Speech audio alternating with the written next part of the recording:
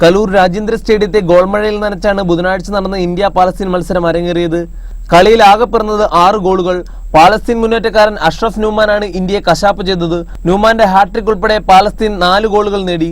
മത്സരത്തിന്റെ 30, 51, 56 മിനിറ്റുകളിൽ അഷ്റഫ് പാലസ്തീനു വേണ്ടി Indian goal മുഖത്ത് നിറയൊഴിച്ചു.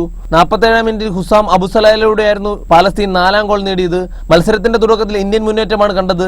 ക്യാപ്റ്റൻ സുനിൽ ഛേത്രിയും മധ്യനിര താരം ക്ലിഫോർഡ് മിറിൻഡയും പാലസ്തീൻ ഗോൾ മുഖത്ത് അപകട ഭീഷണി ഉയർത്തി മുന്നേറി. 17ാം മിനിറ്റിൽ ക്ലിഫോർഡ് മിറിൻഡയിലൂടെ ഇന്ത്യ സ്കോർ ചെയ്തു. ക്ലിഫോർഡിന്റെ ഇടംകാലൻ ഷോട്ട് പാലസ്തീൻ ഗോളിയെ മറികടന്നു.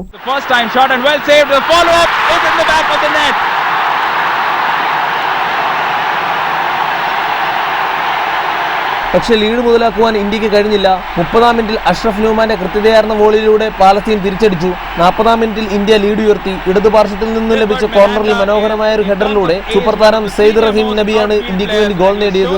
ഇതോടെ ഇന്ത്യ ആദ്യ പകുതിയിൽ 2-1 മുന്നിട്ട് നിന്നു.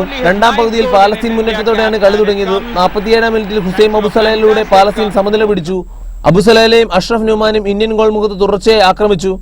ബോക്സിൽ പാലസ്തീൻ താരം ഖാദർ യൂസഫിനെ ഫൗൾ ചെയ്തതിനെ തുടർന്ന് 51ാം മിനിറ്റിൽ പാലസ്തീൻ അനുകൂലമായി റഫറി പെനാൽറ്റി വിധിച്ചു. കിക്കെടുത്ത അഷ്റഫ് ന്യൂമാന് പിഴച്ചില്ല. പാലസ്തീൻ 3-2 ലീഡ് ഉയർത്തി. 66ാം മിനിറ്റിൽ നേടിയ ഗോളിലൂടെ പാലസ്തീനു വേണ്ടി ന്യൂമാൻ ഹാട്രിക് തികച്ചു. അതോടെ ഇന്ത്യയുടെ പതനം പൂർണ്ണമായി.